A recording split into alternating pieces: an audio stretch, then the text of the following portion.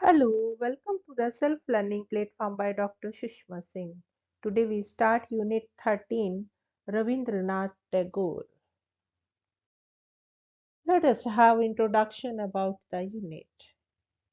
Rabindranath Tagore 1861 to 1941 was an outstanding literary figure of India who exerted considerable influence on human thinking in the contemporary world.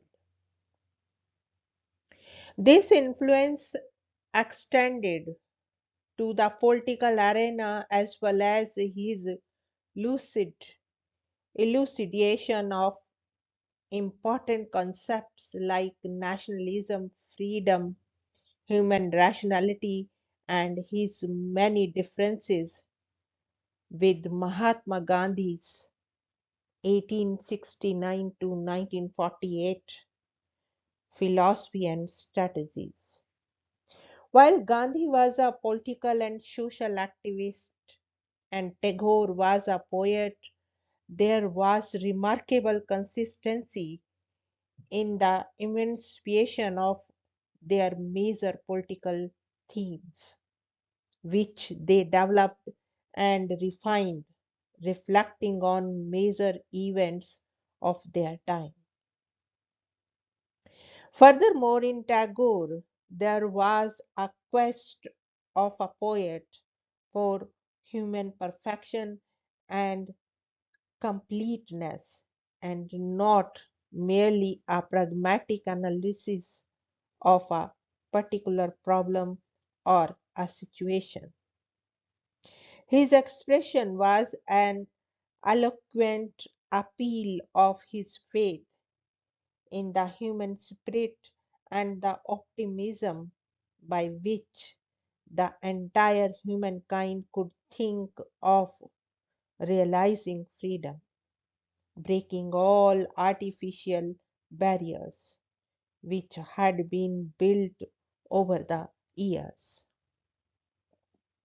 These barriers, built on prejudices and hatred, were the stumbling block in the way of achieving the ultimate aim of a beautiful and harmonious world for all, paving the way for human perfection with flowering of human creativity and with triumph of human dignity. The modern Indian political tradition of assimilating the Western ideas with the Eastern ones, which began with Rajaram Mohan Roy, reached its culmination in Tagore. Now, the next point is theory of freedom and self realization. A specific Indian idea of freedom that started to evolve with Ram Mohan was articulated subsequently by Swami Vivekananda 1863 to 1902, Aurobindo Ghosh 1872 to 1950. Gandhi and Tagore, Ram Mohan Roy wanted to synthesize Indian and Western ideas with an unflinching commitment to his own tradition. Vivekananda, like Ram Mohan, was rooted in the Indian tradition. Aurobindo, Gandhi, and Tagore reiterated his emphasis on harmony without losing sight of one's identity and culture. For Tagore, freedom was not merely political emancipation, but the mingling of the individual with the universe depicted in his song. My freedom is in this air, in the sky, and in this light of universe. The goal of freedom lay in making one perfect, He significantly remarked that many nations and people were powerful but not free because realization of freedom was something very different from merely using coercive power. It was the condition and attitude of the life in which one might wish to develop his best.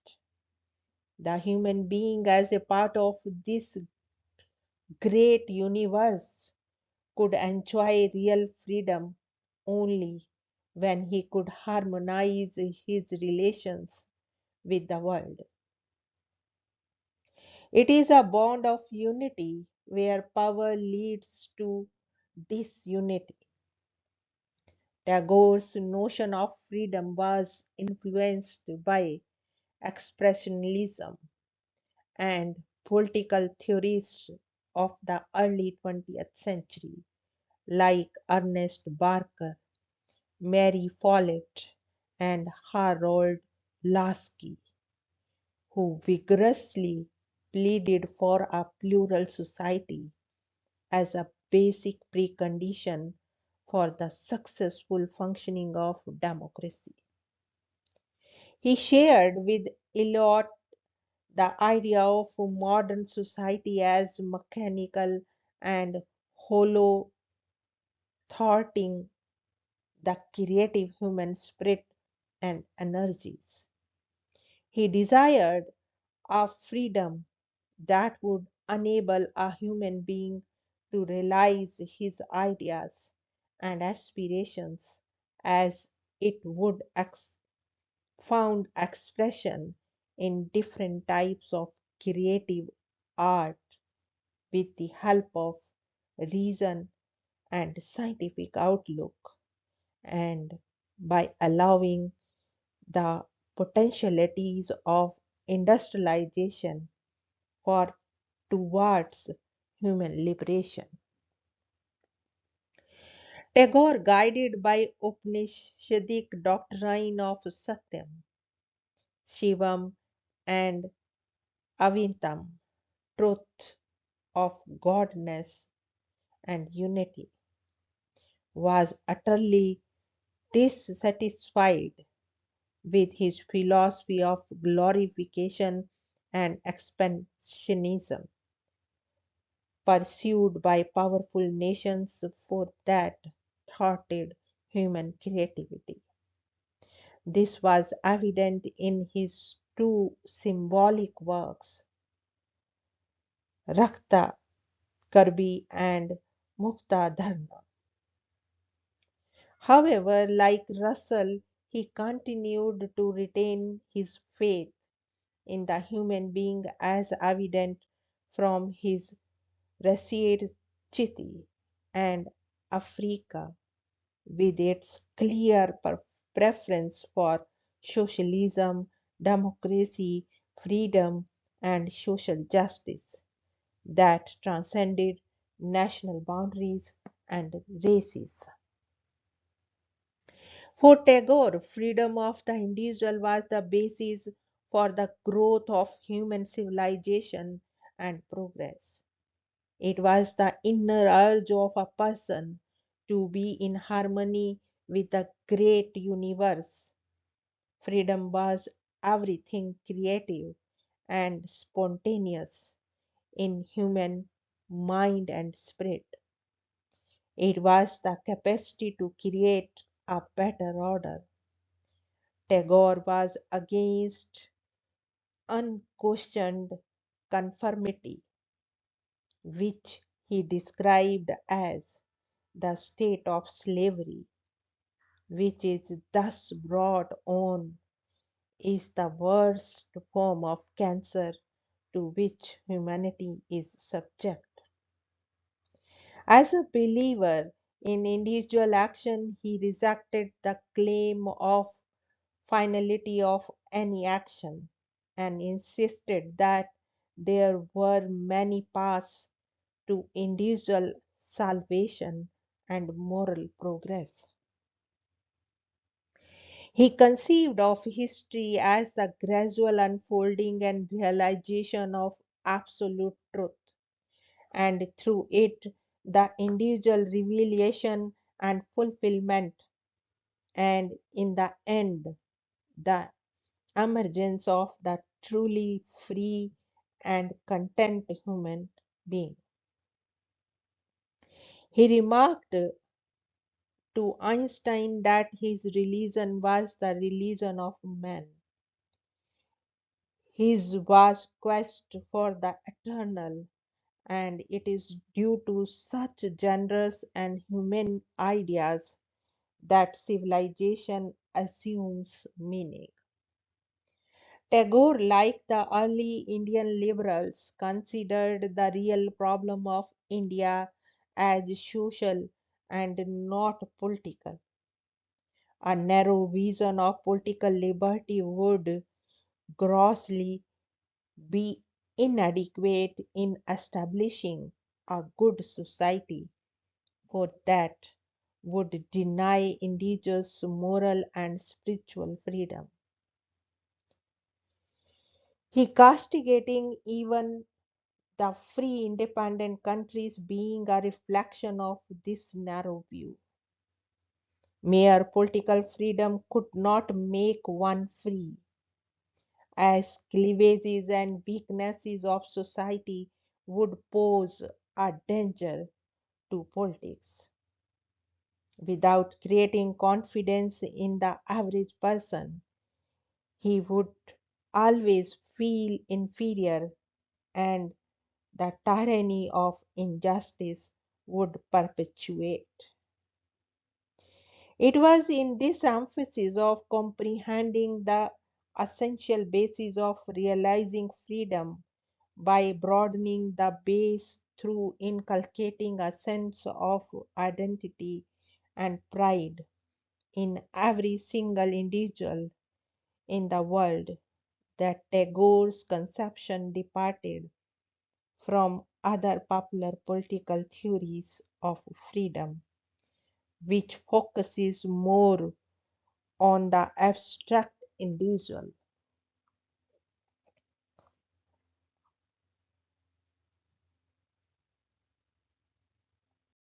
Now, the next point is emphasis on human reason.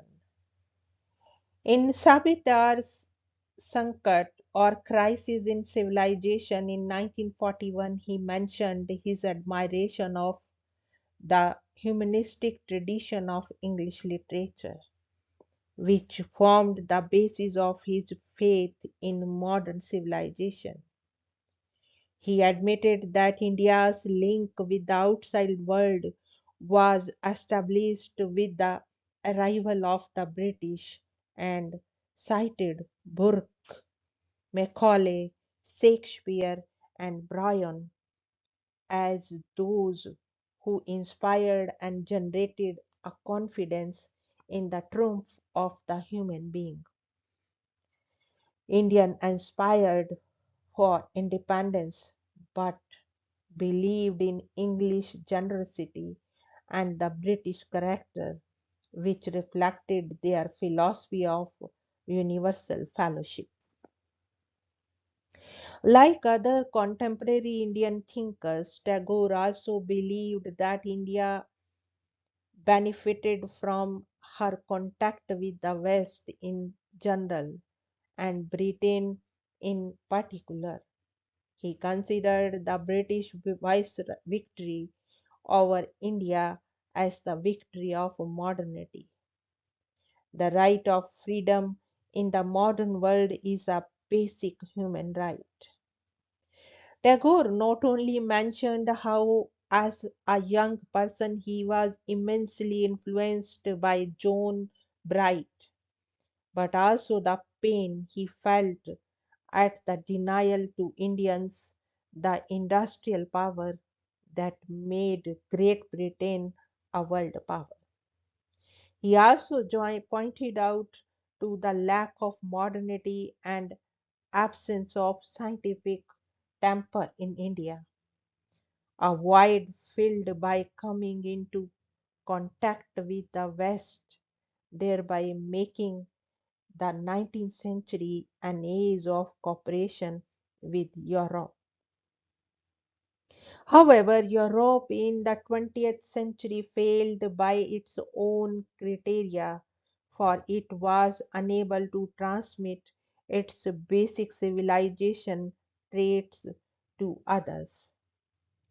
In this context, he provided an interesting contrast between the nature and the purpose of the British rule with that of the Soviet rule. The two powers that administered a number of divergent races. Britain, by its rule, had made the subject races docile, whereas the Soviets were trying to make them strong.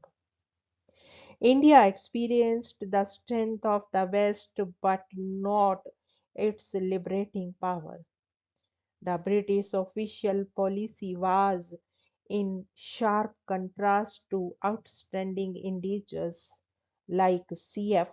Andrews that Britain produced, which was an unparalleled feat and one that reinforced his faith in humanity and in the ultimate triumph of human reason and freedom.